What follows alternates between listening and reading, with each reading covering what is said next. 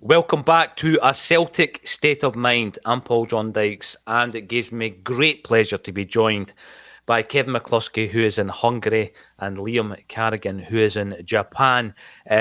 Both Scottish lads, but it shows you the interest in Celtic day in, day out, but on a big occasion like today, Kevin. And I'm going to start with you because here I am in Dalkeith, driving through this morning, driving past the Celtic buses on the way to Hampden. Absolutely gutted that I'm not actually going to be at the game. But over the last couple of days, I have had the extreme pleasure of being on stage with Tom Boyd and then last night Martin O'Neill. So I've been really focusing on those two occasions and everything that goes with putting on a live event. I woke up this morning asking myself, Kevin, why am I not nervous? Why am I not nervous for this game? And I don't know if it's because all my focus has been on these events last night and the night before. And maybe the nerves is going to kick in about 10 minutes. How are you feeling about this? We were just discussing that before we came on air, and I am in this way where I'm nervous about my lack of nerves on this game. If it makes any sense. I don't know what it is. I don't know if it's because I'm not in Scotland anymore and I'm not getting the wall-to-wall coverage of it. Like every newspaper I would pick up or TV station's going to cover the game. It's not like that here. I'm able to go out and take a wee walk, stroll through the streets and I don't know, disassociate myself a little bit from it. But the nerves are beginning to kick in now because we've just started the show. I've seen the teams, got a stream that's working for the game, so I'm going to see everything coming through. And now it's going to hit, I think. But yeah, nervous about not being nervous. I like that. And by the way, anyone who is wondering why Kevin and indeed Liam have to search for streams, it's because they're on the other side of the world. They need to find a stream somehow to watch Glasgow Celtic. And I use the term Glasgow Celtic. I never thought about this, Liam, right? Because Celtic are referred to as Glasgow Celtic in song and in writing, etc., etc. But it never occurred to me that it was a big part of it anyway, correct me if I'm wrong in the comments, was to differentiate during the time of Belfast Celtic for our Irish contingent to say, well, Belfast Celtic's Glasgow Celtic. And it's only when I'm reading Martin O'Neill's book before meeting him last night that he mentions it. And I thought, well, I have never considered that. Because people say to me, it's no Glasgow Celtic, it's just Celtic. Well, maybe it is now. But the reason it was referred to as Glasgow Celtic back in the day would have been because of the famous Belfast Celtic. Is there not also a wee team in England called Stalybridge Celtic, if I remember right? There is. There certainly is, yeah. There's a Stalybridge and there's a Farsley Celtic as well. Farsley, yeah, which reminds me, Jackie Mack giving Jonathan Gould at sight the other week there when he thought he was signing for Farsley Celtic when we made the call to bring him up to Glasgow. I thought it was a wee bit cruel on Jonathan Gould. There was some important saves. And by the way, hopefully he will join us for one of the future games. Liam, I'm just about to go through the games, the lineups. But before I do that, how are you feeling about today's game? Pretty much the same as you guys. I was out for lunch with my wife today, and she said, "Oh, it's cup final day. You're seeming surprisingly calm." I said, "What do you mean?" So usually in cup final day, you're either totally hyper or totally anxious and nervous, but today you're normal. I said, well, maybe the meds are working, or maybe it's, I don't know, but I am feeling all right about this, and that is actually slightly disconcerting. Yeah. So, this is the thing, right? You try and convince yourself, they're just another team and everything else. Then you wake up and normally that isn't how you feel. You feel completely different on days like today. But I'm thinking, like you two guys, it's going to start kicking in, right? And that the reason it's not kicked in so far is because I have been focused on other things. And can I just say, no blowing anybody's trumpet, Martin O'Neill, what an absolute gentleman that man is. It was my first time ever meeting him.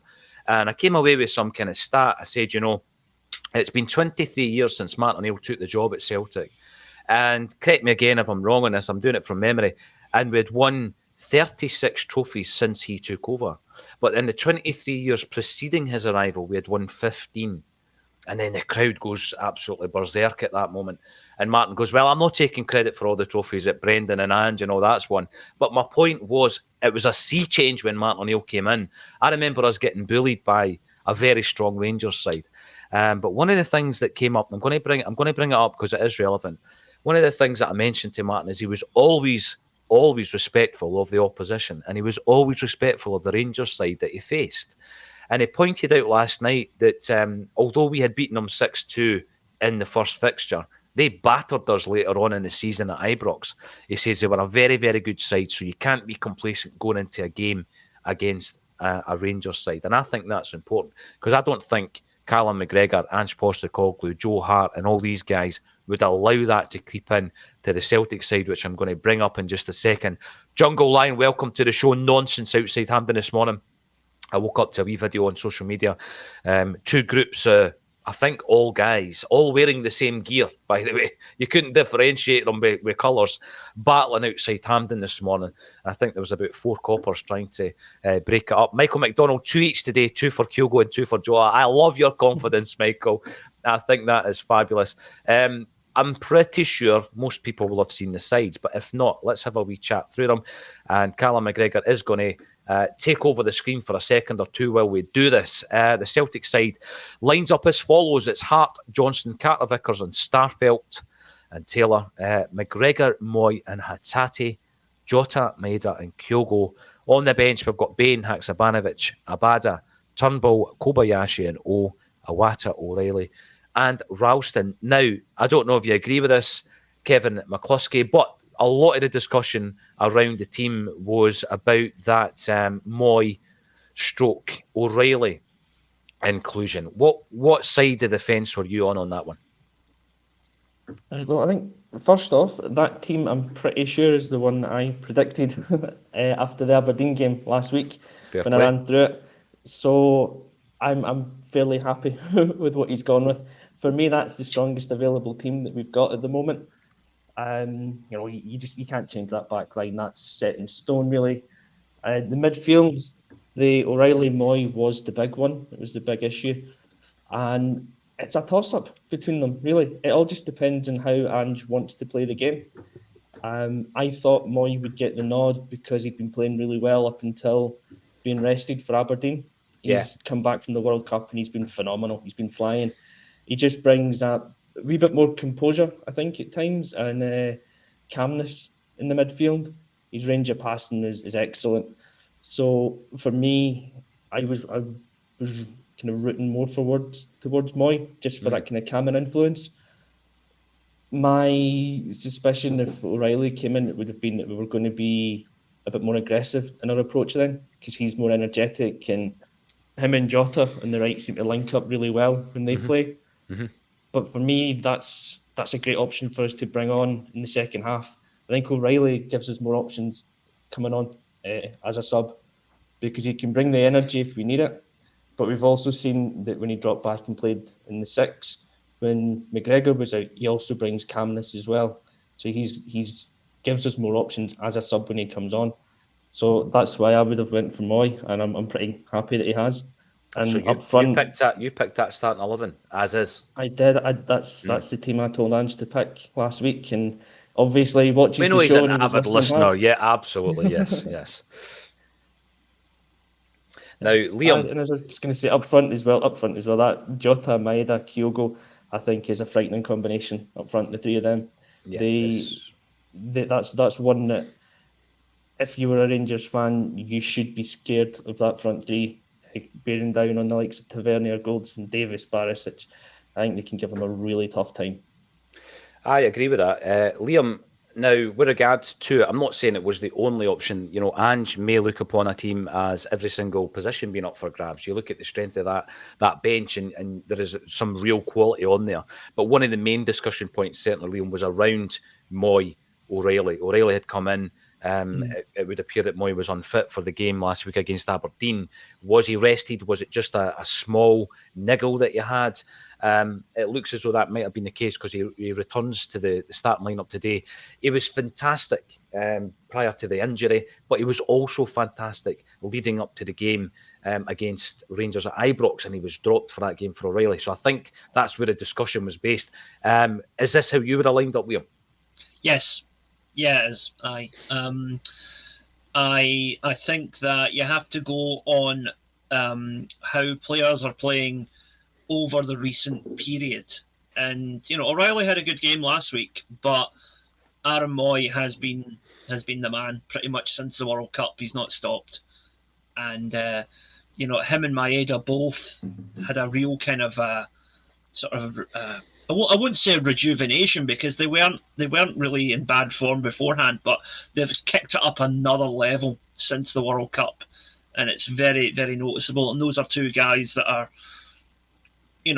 nobody is undroppable in an Ange team, I don't think, but those are two guys that are pretty much as close to being undroppable as you can get, I think, at the moment. Yeah. Can I just say, Liam, you got a bit of stick a few weeks back about your choice of jersey, but today you have excelled in the selection process of your wardrobe. What a belter of a top, and not just that, in long sleeves as well. Superb.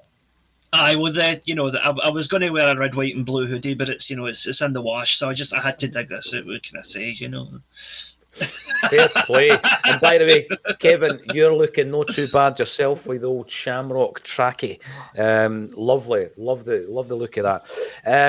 I'm going to go back to this talk about respect, because people prepare in different ways for games. We heard about the fact that Brendan Rodgers made sure that there was wee messages for the players in the first cup final that he was in charge of for the League Cup final. And I remember talking to Ali Beg, the Aberdeen fan, author, ex-boy band member, used to be on Celtic TV, lovely fella, Ali. And he was talking about, imagine that just gives one player an extra 2% that day to get that wee envelope in his, in his locker when he goes in, then the job's been done. So there's all these different ways to prepare. And maybe there's a bit of bravado with the opposition and how they've been preparing for the game. I'd much rather do it the Ange way, where you and as Cal McGregor has said, you let the talking happen on the park. I'm much more that way inclined. But I'm going to look at the Rangers side, because I think it's important to always be respectful of your opponent in that respect. And the starting 11 that we're going to face today is McGregor, Tavernier, Goldson, Davies, Barisic, Kamara, Lundstrom, Tillman, Fashion Jr., Kent and Morelos. And on the bench is McLaughlin, Hagi, Jack, Kolak, Cantwell, Wright, Arfield, Raskin and Devine. And what I would say in relation to that, Liam, is that there are offensive players on that park that we are really going to have to be aware of. We're going to have to contain them. And some of their best offensive players are coming out of their defence as well, Liam. Now, when you say offensive, are you talking about their appearance, or are you talking about their ability? Some might say the same. Hey, some might say the same about me, Liam. So yeah. No, yeah, they clearly are going to set out to have a go at us today, because I think recent games have shown that if you sit in against Celtic, you're going to get taken apart. Mm-hmm. That's the way we're playing at the moment, and I think that. Looking at, they've got Kent, Morelos, Sakala, all kind of, forward-thinking players. And, Tillman can get forward as well. Tavernier likes to get forward from the flanks.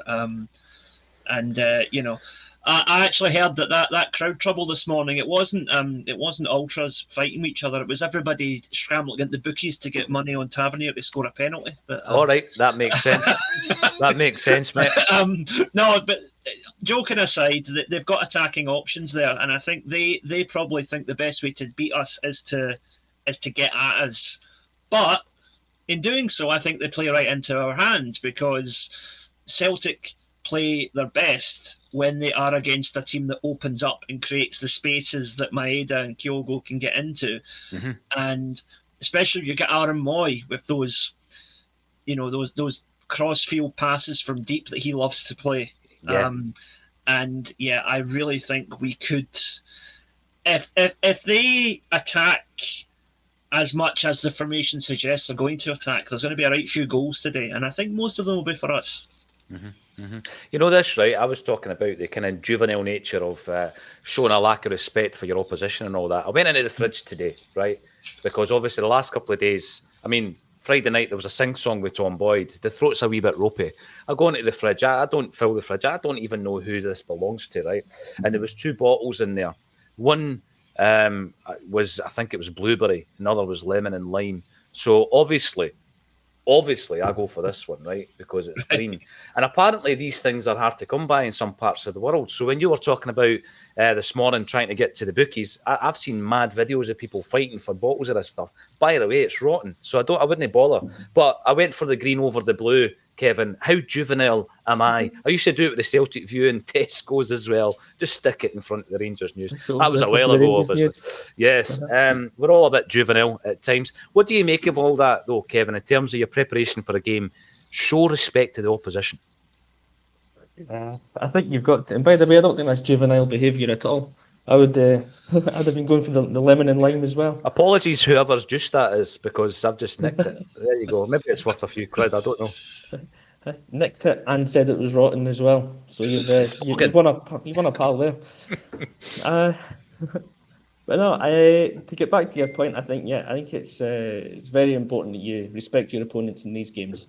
You've got to, because anytime that you don't, any kind of off-the-cuff comment that you make that shows a bit of disrespect, it plays into the opponent's hands, I think. It gives them something else to come at you for.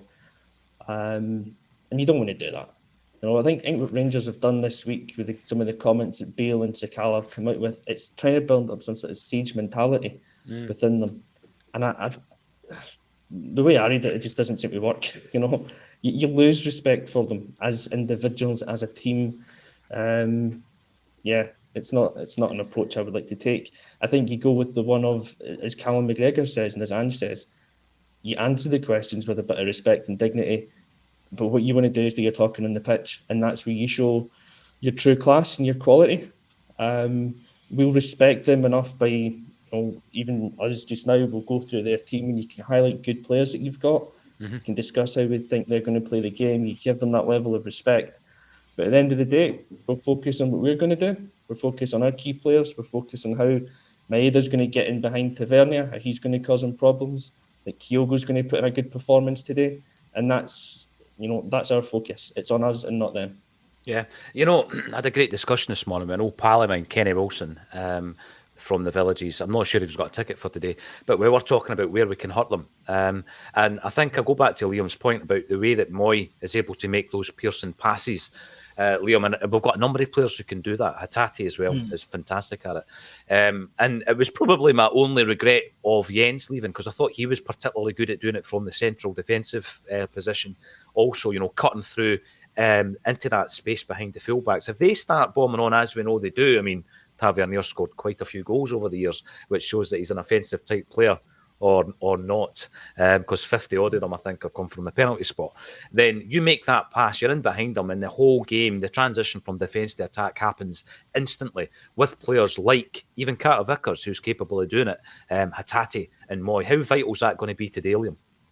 I think Hatate, Moy, and McGregor, those three, the kind of the glue that holds the rest of the team together, if you like. Everybody it's a cup final, so everybody needs to step up. But I think if those three play to the max, we win, and we win well. I stand by the prediction that I made on our blog this week. I noticed that there was quite a lot of views on that, and I was like, how many of that is Rangers fans screen capping it so they can tweet it at me if they get a result today? Because for those who haven't read, I did predict that we would win 5-1. So I won't grudge them the penalty that they're going to get. but no, I do think that it could be that kind of game. There could be a lot of goals, because I think it's going to be, especially now that I've seen the teams, I'm even more confident that it's going to be a very open game. That midfield is going to be crucial, and I think man for man, our midfield are better. Yeah, I do agree with that. I remember there was loads of talk around that, Liam, in the time of Neil Lennon, when there was a whiteboard that was left set up in the Celtic dressing room, and Gerrard was going on about winning the midfield, etc. And he actually did start to win in the midfield areas, and that's where they kind of broke that dominance we had over them for a period of time. But I think when you now look at the team we're starting with today, I'm going to throw this one to Kevin as well. It definitely is in the midfield area. I think we're strong all over the pitch, don't get me wrong, but I think when you look at that midfield, Kevin, that is where the game's going to be won and lost today. I think these games generally are won and lost in the midfield. It's a huge area of the park to dominate and win it. If you can control the midfield, you can control the tempo of the game and dictate it. And if you do that, then you stand a far better chance of winning the game. I think man for man across the team, or certainly kind of unit by units of defence, midfield, attack, we're stronger in each of those areas. But we've seen in the past the strongest team and the best team doesn't always win. And this is probably where you link back to that point of having respect. We can't be complacent in this game.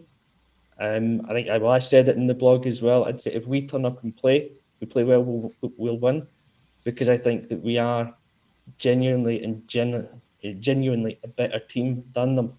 But we've just got to turn up and do it. We cannot get complacent. If we win the midfield, and stop the game from becoming a physical battle, because I think that's what Rangers will want to turn it into. If we can keep it as a football match, we'll win. And that's the important. And that's where you need someone like McGregor just to stamp his authority again in the game. Hatate to get in there and put in the kind of performances that he's put in over the last 2 or 3 weeks. If he can replicate that in this game, we stand a huge chance of winning. Yeah, I totally agree with that, Kevin, in respect to the fact that if it becomes scrappy and it's sitting at nothing each, Liam, that suits Rangers more than it suits Celtic, doesn't it, the way we play? Yeah. The longer it stays nothing each, the more they will start to fancy it, because their game plan will be to nick one and then shut up shop. Like I said, they've got a very open game plan from the outset, but I think if they went ahead in the game, you could see that change very quickly. But I don't think that's going to happen, because I think that my only concerns for us are the referees. I think, it's unfortunate that has to be a consideration, but it does. Mm-hmm. I want us to be 2 or 3 goals up so that when they do get a dodgy decision, it's not going to matter. Which is, again, as you say, if it's nothing each with 10 minutes to go, all you need is for one of them to take a dive in the right place and they get the penalty. That is the unfortunate reality of it.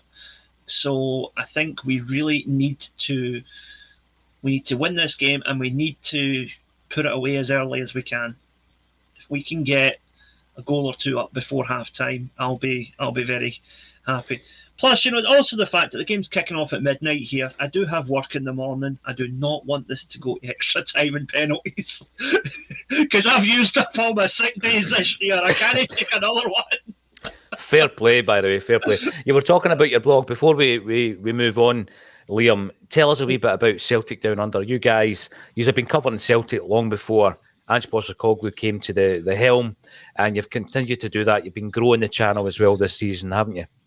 Yeah, we started out doing a show every Wednesday, and our main core was 3 guys based in Australia and myself based in Japan. And then as time has gone on, we've brought in some more people to the team, and we're now up to doing 3 shows a week. We've got Monday, Tuesday, and Wednesday, and the shows go up on our YouTube channel, Celtic Down Under, the Facebook page, Celtic Down Under, and you can also follow us on Twitter at Celtic Down. And that keep an eye on it. If it's always interesting, I think. Long time ago, I remember there used to be a podcast that was a fellow who lived in the States that used to do a Celtic podcast. Graham, I think his name was, and it was always interesting to hear an American's take on all things Celtic. So I hope that a lot of fans in Scotland, even if you're not in Australia or Asia or whatever, if you're in Scotland, maybe it's interesting to hear what people on the other side of the world think about what's going on. I think it is. It gives you a unique angle, I believe, Liam, and I do harbour ambitions that at some point a Celtic State of Mind will come over to Australia. You can come over from Japan and we'll do some kind of live event over in Oz. That's one of my ambitions. Kevin McCluskey, up for it? You get a wee flight from Hungary? For that, yes. Oh, indeed. I've booked the flight already. Oh, nice one. Ewan Boy Martin, I'll tell you what, Ewan, you are a dedicated follower of Acsom as well as Celtic, because you were at the Martin O'Neill event last night and I didn't have time to come and see you. I never actually saw you. So thanks for coming along. You've obviously then had to jump on a boat back to Dunoon this morning. So nerves are kicking in for you and Boy Martin. Let's get the booze flowing. That could settle the nerves. I'm not going to get an opportunity to do that. I'll tell you what was pretty surreal last night, right? Martin O'Neill, after the event, he's sitting in the kind of chill out area. It's a brilliant venue, by the way. Bad, it's called the Barras Art and Design. And he's sitting there, and I'm pouring him a Snoop Dogg red wine.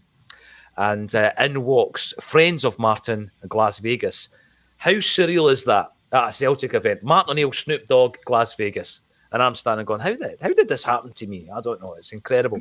Paddy Lavery, always an absolute pleasure to see you in the comments, my friend. Let's go the hoops. Oh, yes. And Joe Hamilton. This is the point I was making during the week. Joe brings it up, right? This is our opportunity to send them where they belong, far behind us on every level. Now, we spoke about it on Friday. Jim Moore slightly disagreed with me, which is fine.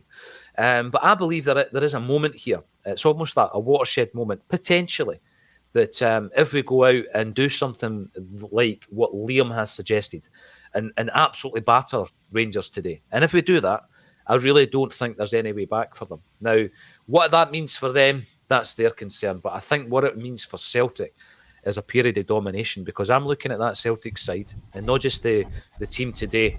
I'm looking at the backroom team. I'm looking at the way that Ange has come in and transformed the football side of this club. I'm looking at the way the club's being run. You look at the financial, everything is in place for a period of domination again, Kevin. Am I getting ahead of myself here? Because sometimes a game like today can put a wee bit of a stop on that if the result doesn't go our way. I'm telling you, I think today's a massive game in that respect. I agree with Joe.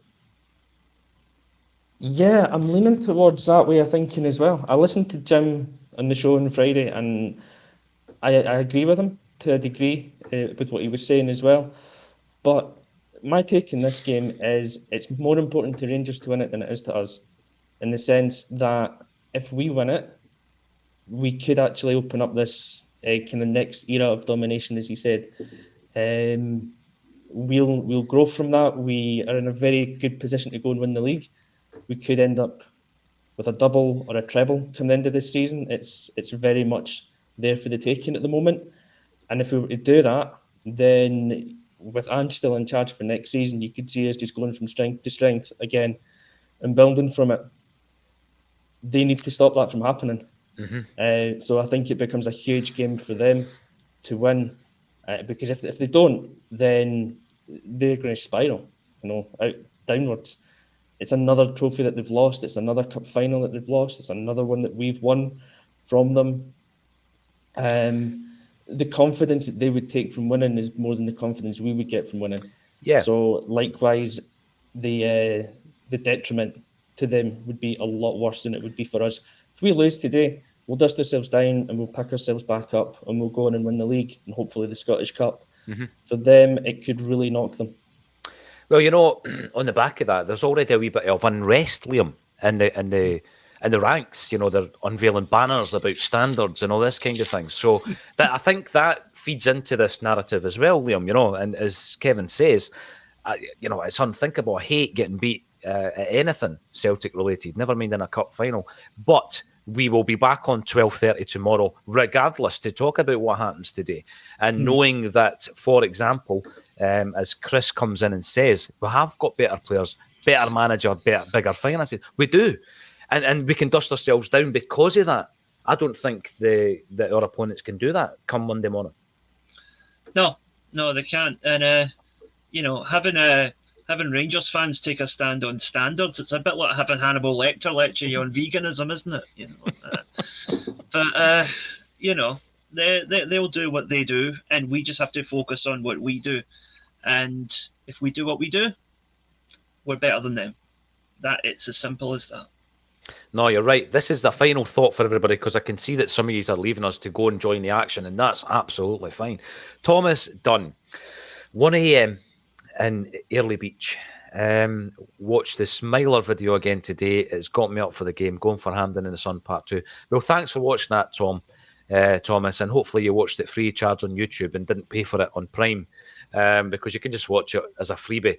But we all prepare for the games differently. I'm just going to make this point though, right? There's a wee ticker tape across the bottom of the screen. We recorded a Celtic single. Always a great ambition of mine to do something like that. We managed to get the good guys in from the Wakes, Carly Connor on backing vocals, and we released it with a promotional video to raise money for St Mary's. And I was wondering, going into the last couple of nights, where does it stand in the modern Celtic songbook?